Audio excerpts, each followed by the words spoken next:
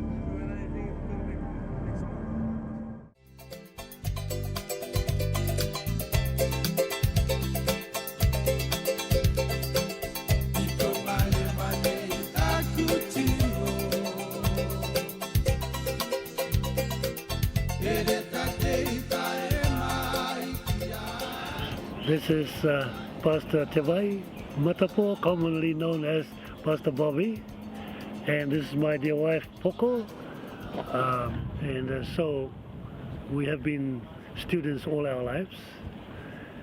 We have not been Christians all our lives, but we were in our early 30s when we heard about the gospel.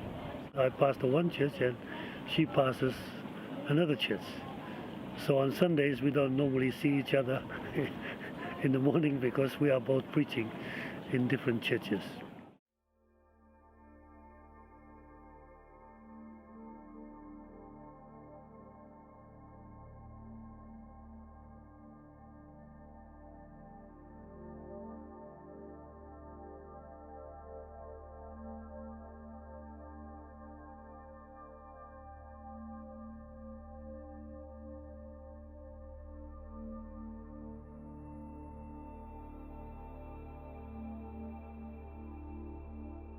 We are at the wharf where the Kaksikala and Kari used to berth.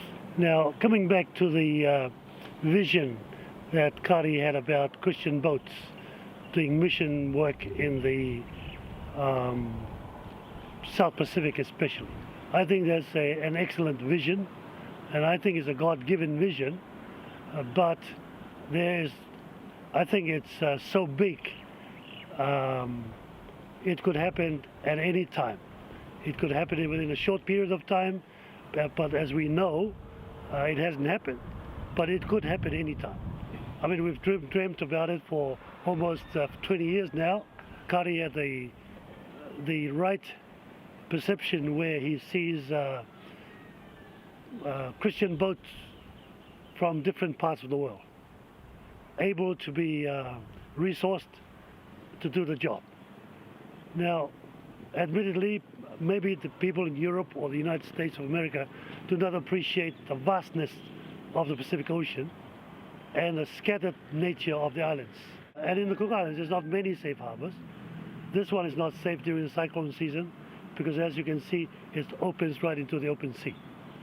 But we do have a harbor over here on the island of PENRHYN. It's an atoll about 780 miles north of Rarotonga. It's hardly ever touched by cyclones. It's a safe harbor during the cyclone season. And as far as Kari was concerned, that would have been a ideal location or a safety harbor for those mission boats that are operating in the Pacific. If you've watched extreme sports, that's what this kind of mission work is about. Because it's not just going onto the land and preaching the gospel and so on, but you've got to deal with the seas, and sometimes the seas in the Pacific are very, very rough. And that's why I say, it's kind of comparable to extreme sports for those who will be involved. I can say that with all sincerity, it will not be a holiday. It'll be work, and it'll be hard work. But the challenge is, do we have the willingness to face that challenge and bring glory and honor to Jesus Christ?